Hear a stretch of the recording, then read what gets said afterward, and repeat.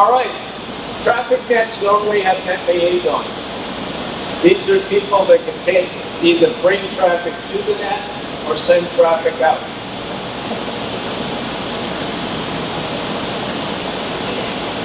If you're doing a traffic net, you should probably make a call early in the net for net liaisons, see if there's any incoming traffic.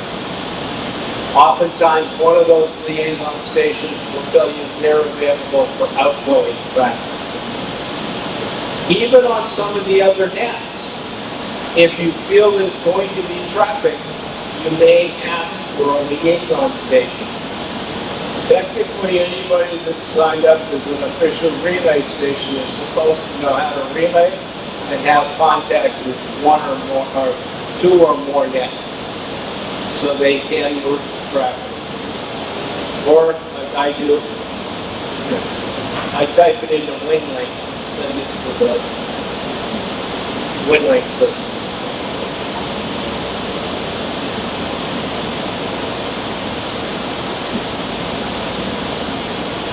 And as I said, traffic nets normally have an outgoing liaison. If there is no liaison, then the NCS's job that night is to take the traffic and move it somehow. In our section, they normally call the section traffic manager, and how do I send it to me, I'll pick it.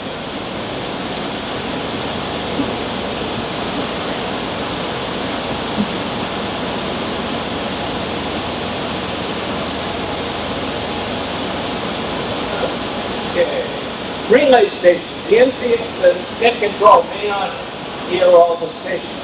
If you hear a station and net control doesn't respond, it is perfectly acceptable to relay that station in. I do that 2 or 3 times during the week on the part of road traffic. The way you do that is relay in your call. Hopefully the net control hears you. And then wait until the net control comes back and says, go ahead, relay. I have a guy that he paid a lot of money for his vertical antenna and it doesn't work, but he insists on using it. He's 3 miles from my house and I can hear him. No one else can. I relay him in about 3 times a week. It's the instructions of the net and annoyed the net manager. By the way, I was a net manager for 7 years. Yes, sir. What a whiskey station is. Whiskey. I'm a whiskey station. Whiskey 4, Papa X-ray Echo. Some of you, how many of you are Kilo stations? How many November stations? Just what I use for the term. Okay? But that may be the procedure for that net. Okay, all stations with a prefix beginning with whiskey, check in now. In Pinellas County, our Aries net each week, we check in November. It's Alpha, November, and Whiskey as one group. Then we do Kilo as one group. Kilo group is twice the size of the other group. It also stopped 2 guys that always stepped on each other. Because we had 2 guys that their whole life is to be the first one to check in on the net call. One of them was my former section traffic manager. Everybody that does a net in our section knows that guy is going to check in first. So we always, in fact, a lot of times we'll just write his call down.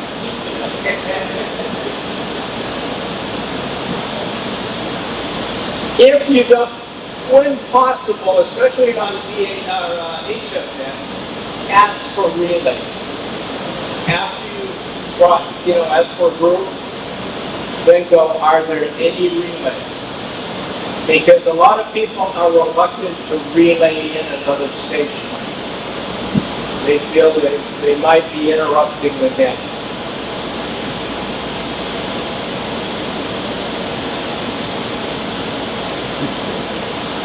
Directed net should always have a protocol and a script.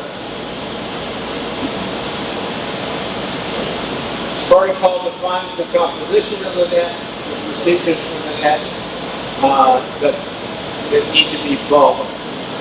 The net script should follow whatever that protocol is.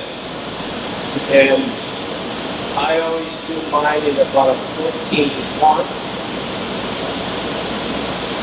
I quite often laminate it because when I'm reading the net script, it has a funny way of disappearing from in front of me, especially when the cat comes by. Yeah. Okay. You should try to memorize that script if you're net control for on many occasions, but still read it. Keep it clear and concise. We do not need War and Peace in our net script. Tolstoy did a really good job writing the book, go read it. We don't need to hear it on the net. In fact, the one that we have for the Eagle net, probably a little too long. Shame on the person that wrote it.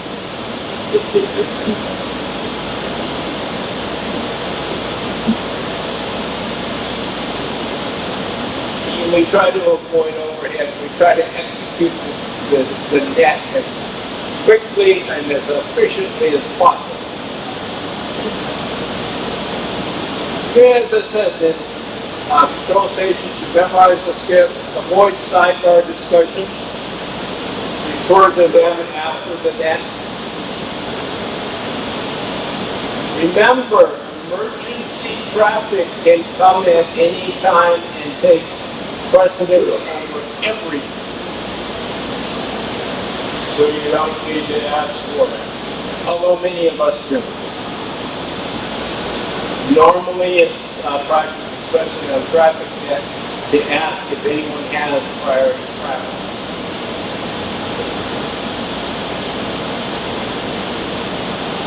Pause every once in a while after reading the script to let it sink in. And to give, occasionally to give other stations, they may have a query back to you about something to do with the script. Keep that to the minimum, but there should be an exchange of communication. All right. Net manager, normally appointed through the organization, the supported agency. They are responsible for the overall operation and scheduling the net. Net manager establishes the protocol and normally publishes the net script. The net manager should participate in the net as often as possible. But, warning to net managers, let the NCS run the net. Don't hover. Don't jump in all the time. If the NCS needs information from the net manager, they should ask. If you know the net manager is on the net. Once again, I stress, do not correct operators on air. And the net manager should collect the records from the net and do any reporting that is necessary for that net. For example, ARL, NTS sponsored nets get reported to me every month. How many check-ins they had, how many messages they handled, who they and how long the net is closed.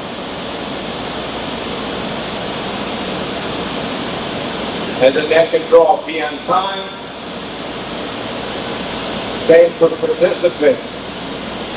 I hate it when somebody comes in right at the end of the net. Oh, sorry, I forgot the net was on. Can you check me in?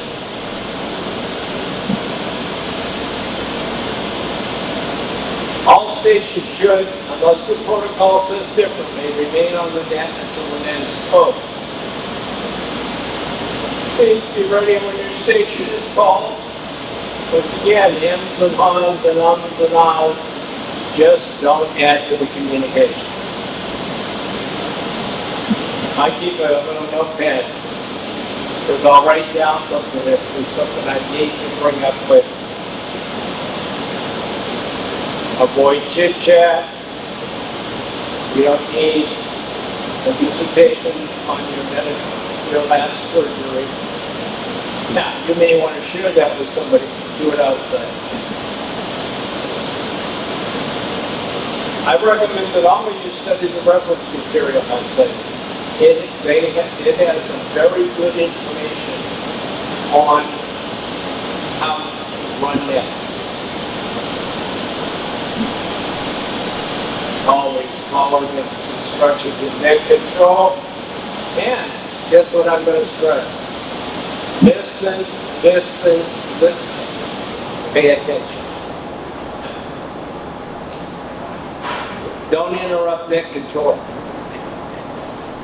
unless there is an emergency. Avoid doubling with other stations. Don't be in so much of a hurry. We don't award duplicate prizes for the first person to check into the net. Once again, avoid the non-standard phonetics. They get confusing, especially when they're very esoteric. Now, I do like the one guy here in Florida. It's W4PXE In, and he tells you that his call is "Welcome to Pizza Hut." That's cute.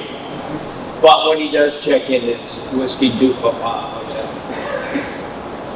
Don't race through your call sign. There are no points for how fast you can send your call sign. Might be in Morse. I'm impressed. Probably can't read it. I can't read any more than, okay. Remember I said, I got my license in no code. I'm a no code expert, okay? But I've decided it's time. I've been trying since 1964 and not been successful. I have actually memorized the Morse alphabet. First time in my life. So. 5 words a minute. Huh? 5 words a minute. I think I can, well, the thing I'm going for requires me to be 25 words a minute. I gotta work on it. As I said, don't give your life history. A check-in should last more than about 5 or 10 seconds. Really not. And what you'll find is that on most of our nets, they're check-in nets. That's all people want to do. Nobody wants to send traffic. Nobody wants to listen about, how we do emergency. I didn't want to check in. My particular county, every check-in you get credit for 1 volunteer hour. Okay. All right. If you happen to be in a traffic net, first and foremost thing to realize is if there is priority traffic, that needs to be handled immediately. And we need to get that to somebody. Priority traffic means it can be delivered within 12 hours or less. Routine traffic, our nominal is within 48 hours. But priority, emergency, I stop the net. All of the net controls on the West Central Florida EagleNet have the phone numbers of all of the dispatch centers of the 10 counties. supported by the net. If somebody's calling you with emergency traffic, one of us is going to take that information and we're going to immediately dial that dispatch center. You don't want to dial 911 because that goes to your dispatch center. If they're up in Pasco County, you want them to the Pasco guys. But that's a good idea for nets, just in case. We have had one emergency message. Turned out the guy was trapped in his house. He was wheelchair dependent. His wheelchair had tipped over, and all he had, his cell phone was across the room. All he had was his ham radio because he was going to check into the net that night. We were able to get fire rescue to get him safe. So it does happen, not very often, but it does happen.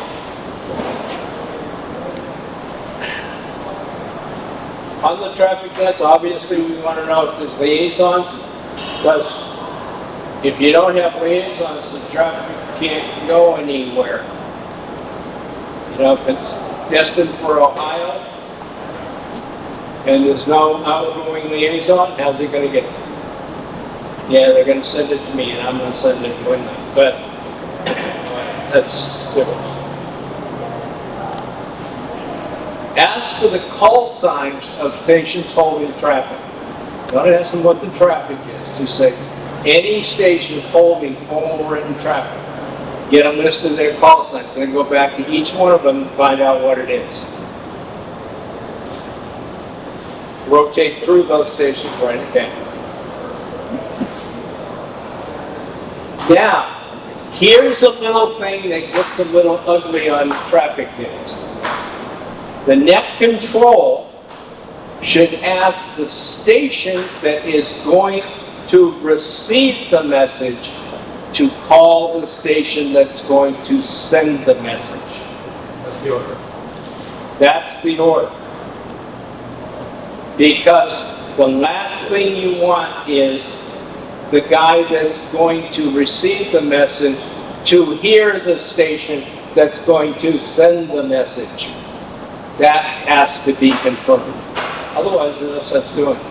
Now, oftentimes on HF nets, definitely, we send them off to another frequency. Once in a while, they come back because they couldn't talk to each other on the other frequency. And then you may have to run the traffic on the main frequency.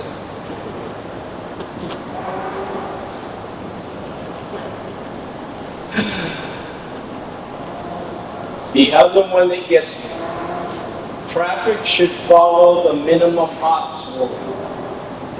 Every once in a while on the traffic net, somebody will bring the traffic, he'll send it to a liaison on that because that liaison is going to deliver it, and the guy the message is going to is on the net. That's called minimum hops. Send it to the... If the recipient is on the net, have the recipient take it. But don't send it through 4 or 5 nets to get it to somebody. Because that only delays the length of time that that message is being delivered. If you happen to be on a net and there's no liaison and there is traffic, ask if there's an official relay station. That official relay station should be able to handle that traffic. Remember, if a station acts as a full relay, in other words, I'm sending it to him, but he can't hear me. I send it to you and you send it to him. That's 2 messages. On a traffic net, the net control should be an experienced traffic handler. And there's only one way to become an experienced traffic handler. Handle traffic. Send and receive it. Yeah, some of them are a little trite, you know, the famous welcome to amateur radio messages, but it's good practice. Okay, the last slide just says questions. Any questions? Sir? If you're in net control and the other station has RF on their signal or they're off frequency, should you mention it to them or just let it go? On EagleNet, since we are both a traffic and training net, if I notice something like that, I will point it out when I respond to that station. I will also tell them they're weak readable, you have hum in the background, those types of things. Not into a long conversation. I'm not going to go into an analysis of what's wrong with their radio. Okay. The second question is, you're in net control and the other station finishes transmitting, how long do you pause before keying your mic?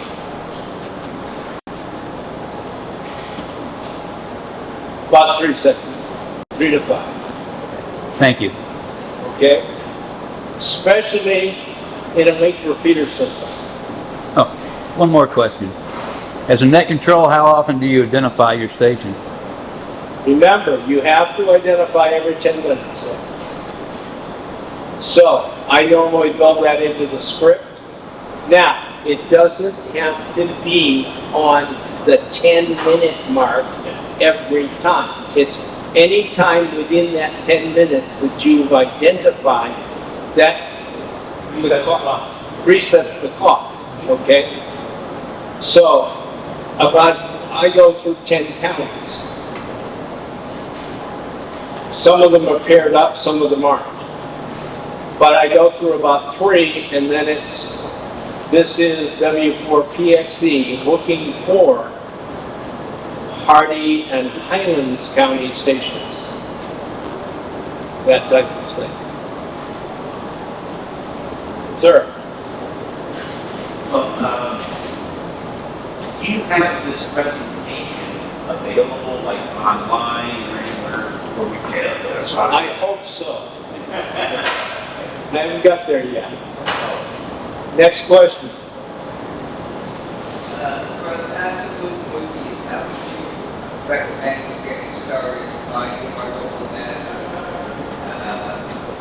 You get them. Listen, listen, listen. Bring the net up on your radio and leave your microphone aside. Listen to the net about 5-10 times. See how the net flows. And where do you find the nets that you have? Actually, the ARRL website lists some nets. Some nets are there. If your local section has a website, they probably list their nets.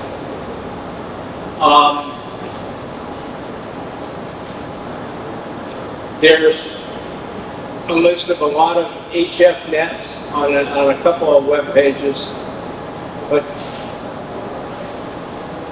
I usually Google HF amateur net. Boom. Hundreds of them come